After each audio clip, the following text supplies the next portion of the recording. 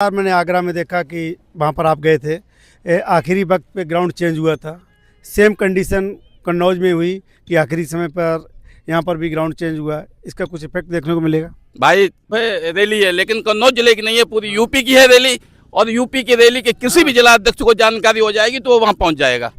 और उस रैली और उस कार्यक्रम को सफल बनाने के लिए भीम आदमी आजाद समाज पार्टी के लोग 24 घंटे खड़े रहते हैं। तो बताना चाहता हूँ कि भीम आदमी आजाद समाज पार्टी का जो खौफ है सरकार के अंदर, इस खौफ को छुपाने के लिए, इस खौफ को दबाने के लिए बस ये ऐसे काम किया करती है कि ग्राउंड को चेंज कर दो और इनकी जो है रैली असफल हो जाए। लेकिन नहीं, जितना वो ग्राउंड चेंज करेंगे उतनी हम इस समय जो कपूर के मैदान में हैं, जहाँ पर 4 फरवरी को रैली होने वाली है, महारैली।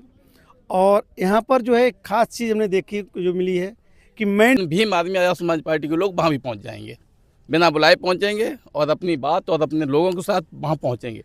इतना प्यार भाई नहीं किसी को बुलाते, भाई किसी को नहीं बुलाते हैं, लेकिन बहुजन समाज के हर भाई के प्रति उनके दिल में इतनी आस्था, इतनी भावना जुड़ी हुई है कि वो बिना बुलाए ही वहाँ पहुँच जाते हैं। और ऐसे नहीं पहुँचते हैं, पूरे जनाधार के साथ पहुँचते हैं। जिन लोगों के भाई जितनी क्षमता है उतने लोगों के साथ पहुँचते हैं। मैं तो मैनपुरी का जिला का नेतृत्व करता हूँ। मैं समझता हूँ कि मैं कन्नौज में कम से कम लोगों को 5000 से प्लस लाने की कोशिश करूँगा और लोग आएंगे और भारी तादाद में मैनपुरी से लोग चल के आएंगे और वो अपनी इच्छा से आएंगे। क्या लगता है कि अभी इस ग्राउंड में बकरियां चल रही हैं, पीछे बकरियां दिखाओ एक बार भैया। ये ग्राउंड आज़ाद समाज पार्टी के जो कार्यकर्ता हैं 4 तारीख को भर पाएंगे या नहीं? बड़ी समस्या रहेगी, न पानी है, न खाना है, न कुछ छाया है। बरसात हो जाए तो दिक्कत है, कड़ी धूप हो जाए तो दिक्कत है। क्या लगता है ऐसे मैदान में सफलता मिलेगी आपको? भाई मैं आपको एक बात बताऊंगा कि ये तो ग्राउंड बहुत छोटा है। जैसे हमारे पूर्व में हमारे माननीय प्रदेश सचिव जी कह चुके हैं कि भीम आदमी के लोगों के लिए 24 घंटा पर्याप्त है। मैं समझता हूँ ये कन्नौज जिले की जो है रैली है, लेकिन कन्नौज जिले की नहीं है, पूरी यूपी की है रैली। और यूपी की रैली के किसी भी जिला अध्यक्ष को जानकारी हो जाएगी तो वो वहाँ पहुँच जाएगा। और उस रैली और उस कार्यक्रम को सफल बनाने के लिए भीम आदमी आजाद समाज पार्टी के लोग 24 घंटे खड़े रहते हैं, पूरी ताकत के साथ, पूरी मजबूती के साथ और पूरी मेहनत के साथ। क्या कहेंगे प्रशासन लगातार, मैंने आगरा में देखा कि वहाँ पर आप गए थे, आखिरी वक्त पे ग्राउंड चेंज हुआ था। सेम कंडीशन कन्नौज में हुई कि आखिरी समय पर यहाँ पर भी ग्राउंड चेंज हुआ। इसका कुछ इफेक्ट देखने को मिलेगा? भाई बिल्कुल आपने सही पूछा है। ये शासन को डर, इसे कहते हैं शासन का डर।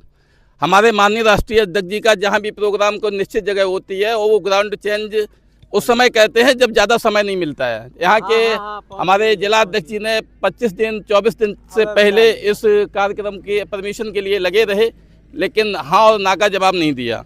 और जैसे ही नज़दीकियाँ पास आ गई तो जवाब मिला कि आपको कार्यक्रम की परमिशन यहाँ नहीं मिल पाएगी और ग्राउंड को चेंज कर दिया। तो भाई मैं आपको बताना चाहता हूँ कि भीम आदमी आज़ाद समाज पार्टी का जो खौफ है सरकार के अंदर, इस खौफ को छुपाने के लिए, इस खौफ को दबाने के लिए बस ये ऐसे काम किया करती है कि ग्राउंड को चेंज कर दो और इनकी जो है रैली असफल हो जाए। लेकिन नहीं, जितना वो ग्राउंड चेंज करेंगे उतनी ताकत के साथ हम आएंगे। एक नारा चलता है आज़ाद समाज पार्टी में कि भीम आर्मी का डंडा और झंडा दोनों मजबूत रहते हैं। इसका क्या मायने में देखा जाए? नहीं, वो तो सीधी सी बात है कि भीम आदमी के लोग मजबूत हैं और जब लोग मजबूत हैं तो फिर झंडा मजबूत है। जब झंडा मजबूत है तो उसके नीचे जो पड़ा डंडा वो तो फिर मजबूत होना ही होना है। हाँ। लेकिन इसका असर जो है बोर्ड पे नज़र नहीं आता। नहीं भाई, ऐसा नहीं है। हमारी पार्टी को अभी जो समय मिला है वो केवल 5 साल का समय मिला है। 2020 में पार्टी का हमारे जो है जन्म हुआ है और 2026 अभी शुरुआत हुई है। मैं 5 साल के अंदर जो आपने हमारे भीम आदमी आज़ाद समाज पार्टी का जो ग्राउंड में आप देख रहे हो जनाधार, इसे आप ये मान ले कि 2 साल जो रह गए हैं 2027, इसे हम पूरा करके दिखा देंगे भाइयों। क्यों आप परेशान हो? बिल्कुल। एक और ताज़ा अपडेट ये है कि यूजी का जो बिल आया था, वहाँ पर आपकी जो पूर्व पार्टी है जहाँ पर आप रहे होंगे बसपा में, वो मुखिया बहन जी जो है समर्थन कर रही हैं।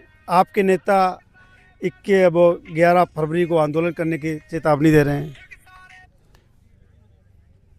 आप पूर्व सरकार बीएसपी की बात आप करना चाह रहे हो। भाई मैं आपको बताना चाहता हूँ कि अगर हमारी बहन जी इतनी कारगर साबित होती और इतने ही अगर ग्राउंड में काम कर लेती तो मैं समझता हूँ आज निष्क्रिय होने का कारण नहीं होता।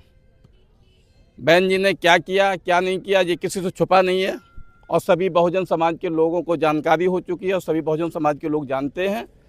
बहन जी क्या कहती हैं मुझे उससे कोई मतलब नहीं है। मैं केवल अपने भीम आर्मी की नीतियों पे काम करता हूँ और भीम आर्मी की नीतियों पे काम करूँगा। मौका मिले बसपा में जाने की जाएंगे? नहीं, अब तो नहीं जाएंगे। जाने का समय जब निकल गया है तो जाने से फ़ायदा क्या है।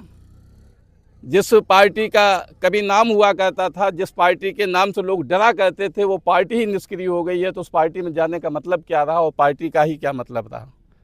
मैं आपसे पूछना चाहता हूँ, मैं आपके माध्यम से पूछना चाहता हूँ कि बीएसपी राष्ट्रीय लेवल पार्टी है और राष्ट्रीय लेवल पार्टी होने के नाते मैं आपको बताना चाहता हूँ कि जिस स्थिति से उसका जनाधार गिरा है वो कोई छुपा नहीं है।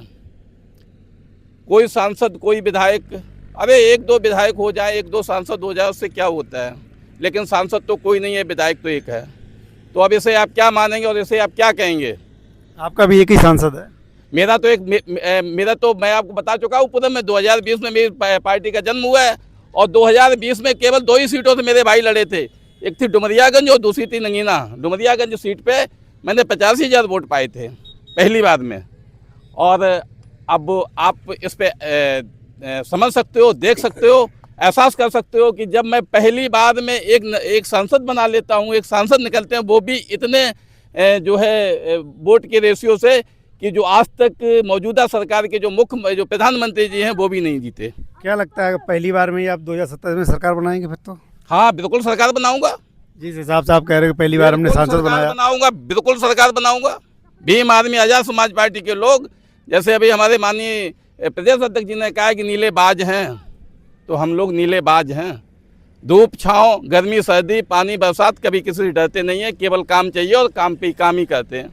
पार्टी और बहुजन समाज के लिए 24 आवर्स काम करने की क्षमता रखता हूँ। बहुजन समाज पार्टी नहीं करती काम बहुजन समाज के लिए?